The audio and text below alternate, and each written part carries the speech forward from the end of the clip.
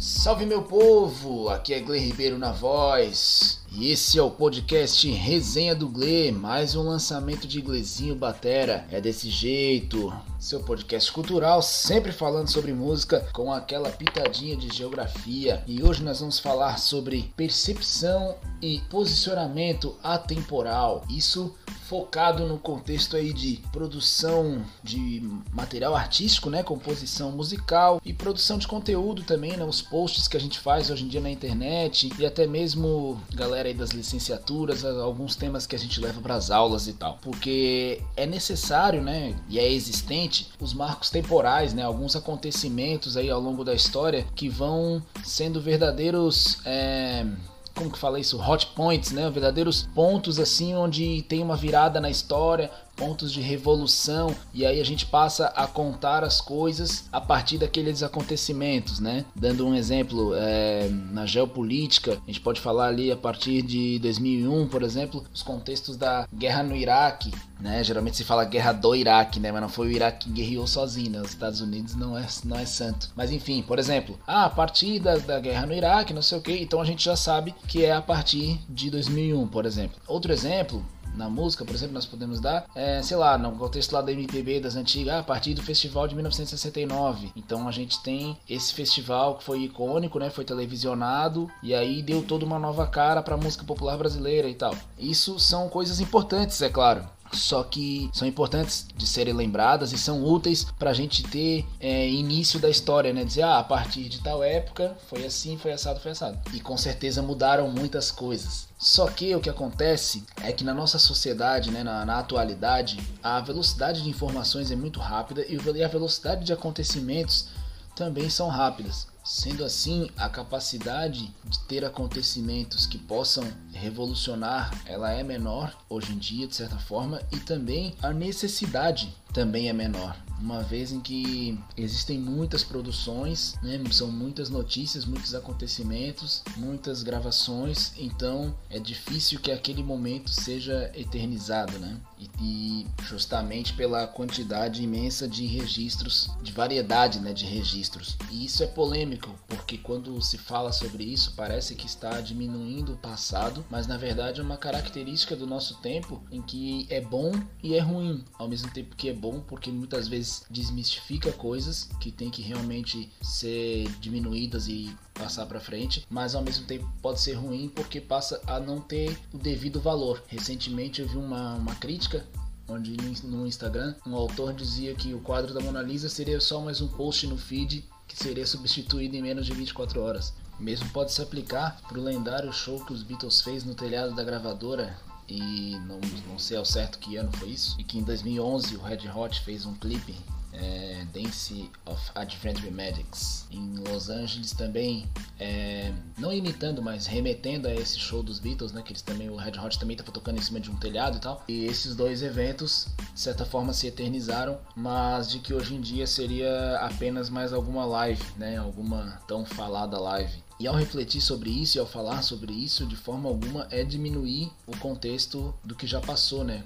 Quem somos nós para diminuir os Beatles, diminuir a Mona Lisa, né? Mas é de entender a velocidade dos processos informacionais de hoje e fazer uma própria análise do quanto positivo ou negativo isso pode ser. Mas, saindo um pouco do contexto artístico e no contexto social, digamos, isso pode ser de certa forma positivo a partir do momento em que se tem uma percepção global sobre a causa e não necessariamente uma percepção emocional sobre determinados acontecimentos. É necessário que hoje em dia necessário que sempre tivesse acontecido isso, né? Mas hoje em dia que haja uma consciência sobre os reais posicionamentos sociais em que a gente tem e que a gente almeja ter. Como, por exemplo, houve a morte do cidadão americano George Floyd e desencadeou uma série de protestos raciais nos Estados Unidos. Isso foi icônico, e quando chegou ao Brasil eles ganharam o nome de protestos antifascistas, ou seja, o Brasil não teve, como é que se diria, culhão que fala, né? Culhão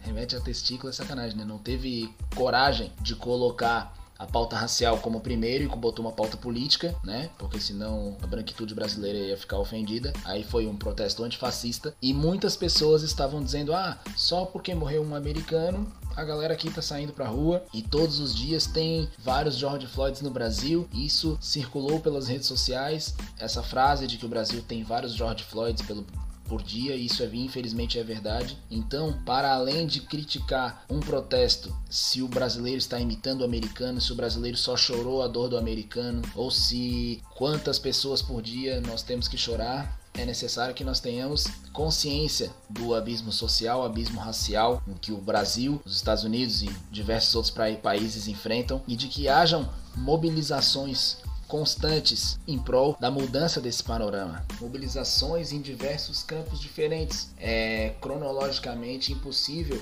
que todos os dias tenham passeatas e protestos em massa nas ruas, porque as pessoas têm as suas agendas próprias, né? Têm suas ocupações, e agora, inclusive, né, no contexto de 2020, não é recomendável que se saia para a rua e tal, mas de que haja, enfim, um posicionamento independente se dia X vai ter uma passeata na Avenida X. Em relação, por exemplo, a essa questão racial, é necessário que haja um posicionamento racial e não fechar, como dizem, né? E não compactuar com situações de opressão, com situações de racismo na família, no trabalho, na escola, na faculdade, certo? Não compactuar com empresas que vão ter um posicionamento preconceituoso, com instituições públicas, privadas, religiosas, ONGs, enfim, qualquer agrupamento de pessoas que venham a ter um posicionamento de opressão. É necessário que a gente se oponha a tudo isso, certo? Independente de quantos mártires, né, de quantos símbolos a gente vai ter que experimentar ao longo da história, né, ao longo do cotidiano. E essas atitudes, esse conjunto de ações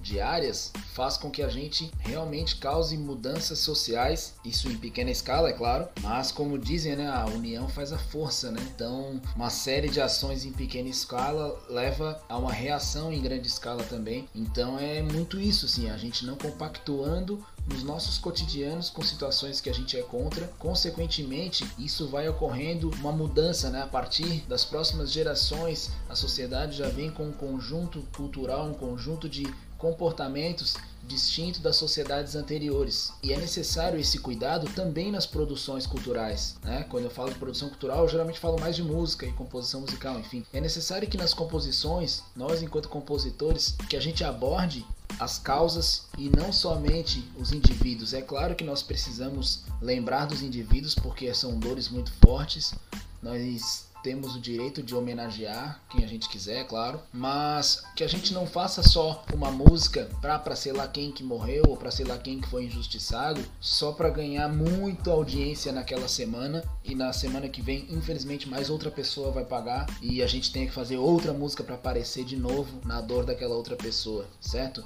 Que a gente não surfe na dor dos outros e também não dependa disso para ter posicionamento, que o nosso posicionamento sirva como forma também de contribuir para que diminuam as opressões, entenda? Que um texto musical não seja o mesmo que um texto de jornal, não um texto jornalístico, né? O jornal ele tem essa função de noticiar aquilo que aconteceu no dia, aquilo que aconteceu na semana, no mês. E um livro, uma música, uma peça de teatro, um filme, eles têm a missão não de noticiar, mas eles têm a missão de retratar uma época, retratar um tempo, não um tempo da história. Percebam um exemplo clássico. A música Nego Drama, por exemplo, do Racionais, ela tem, sei lá, acho que 18 anos de lançamento. Ela contou a história de milhões de jovens negros, né? Jovens de pele escura por todo o Brasil, e todo mundo se sentiu representado a partir daquela música. Todo mundo que eu digo, todo mundo que pertencia a esse recorte social, né? E de lá pra cá, quantas centenas de músicas que são lançadas toda semana, às vezes querendo, na boa intenção, falar sobre algum acontecimento que não tem essa mesma notoriedade. É porque muitas vezes nessa obra não ficou expressa exatamente o posicionamento, e sim uma manifestação, né? E para além das manifestações é necessário então que haja essa percepção e essa bandeira fixa, digamos assim, nas questões em que a gente acredita, né? Aqui eu dei o exemplo na análise sobre as questões raciais, mas podem ser outras questões, né? Veganismo, as pautas identitárias em relação à sexualidade, enfim, as pautas em relação à imigração, à liberdade religiosa, enfim, uma série de pautas. E é justamente o posicionamento então que gera repertório científico e gera